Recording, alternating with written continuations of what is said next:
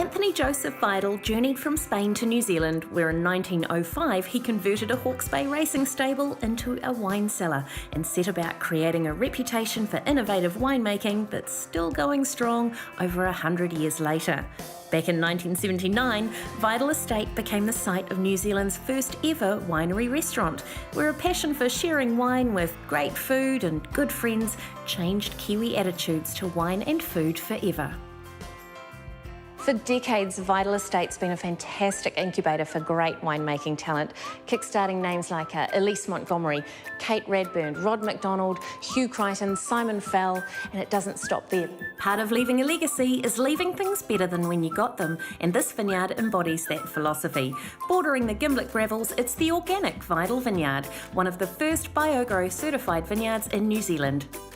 So Jonathan, you're quite in demand for all of your expertise in organics, but I've always been curious about what the BioGrow symbol and brand actually means. So yeah, the BioGrow logo just ensures to the consumer that we've been independently audited and certified that our product is grown organically, and that meets international standards across the world. Okay, so international standards of organics. I mean, what can't you do in the vineyard? No man-made inputs into the vineyard, no synthetic pesticides, synthetic herbicides.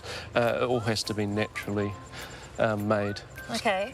So the fruit that, because you know, the fruit that we're seeing here, there's quite a bit of it, and it's ripening nicely. Where does it end up? We're in the Hawke's Bay, and this goes to our reserve Vidals, Sauvignon Blanc. Oh, I can feel the love in the vineyard. Absolutely, we aim for that. As well as an organic vineyard, Vidal Estate also has an organic vegetable patch right next to the Vidal Winery restaurant. This keeps Chef Jolene supplied with fresh produce for their award-winning dishes. All right, Jolene, what do you want me to gather? I think the Mizuna over there would be lovely. Okay, I can do that. Nice and spiky and glossy. This whole garden is an amazing addition to Vidal. I don't even remember it being here. No, well... Quite new, is it? Yeah, it's really quite new. The last chef set it up for us with the help of Vidal staff, and it's been wonderful for the kitchen because we can come out here prior to service, and we normally come out here about 5 o'clock in the evening and we harvest the herbs or the baby zucchinis or the nasturtiums, which go great in salads. It is so different. I guess it's part of the changes in Vidal that I've noticed. But for you, when you were here a long time ago, you did your apprenticeship here back in the 80s, didn't you? That's right, yes. So what's changed? I mean, it must be a very different scene in the kitchen now to what it was back then. The approach with food for Vidals was it was a steakhouse, so we focused mainly on cooking steaks and having maybe 6 to 8 different types of toppings or stuffings, carpet bag steak, mignon, Provençal. I can remember the whole menu. And camembert, we did deep fried camembert. So I remember the deep fried camembert. Yes, it was famous. With plum sauce. It was so rad and kind of gourmet back then. Oh yes, food. The style has changed definitely a lot. Hey, there's a beetroot down here. Yep. Can I pull it? Yep, pull it up. We can serve it with the venison. That'll do. Perfect. Jolene has a couple of surprises up her sleeve for me, and the latest talented winemaker here, Hugh Crichton, has the perfect Vidal wines to match. Hooray, Chardonnay! Absolutely. This is our 2010 Reserve Series Chardonnay from Hawke's Bay, of course. Yeah. A region which makes some amazing Chardonnay.